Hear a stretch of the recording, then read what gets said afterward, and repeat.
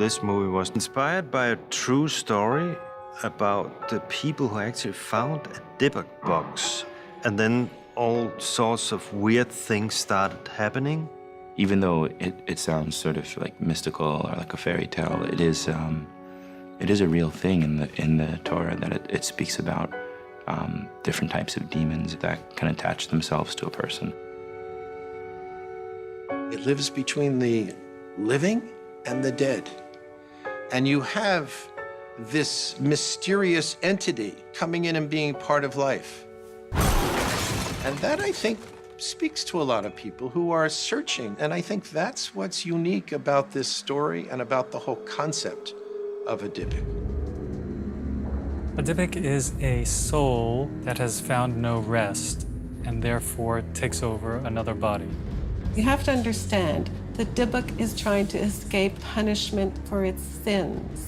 The avenging angels punishing the spirit cannot touch it when it's inside the body of a human being. You know, you have this soul that is in limbo, trying to find permanence, trying to find comfort. And you have your own soul, and there's that struggle.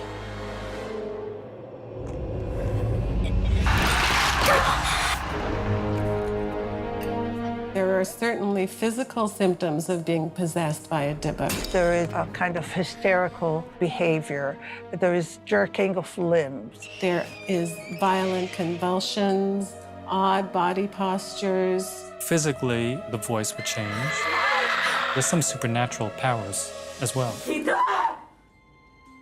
The most recent case I know of occurred 2 years ago, 2010, in Israel, where a rabbi exorcised a woman whose body was taken over by a Dibbuk.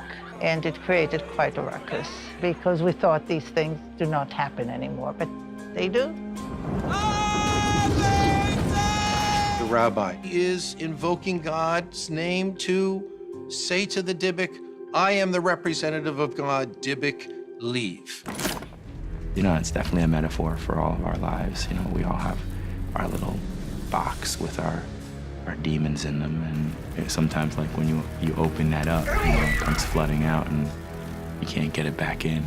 You know, and that's what the whole life is about, is to be surrounded by culture that can suppress that evilness, the primal brain that can turn us into monsters.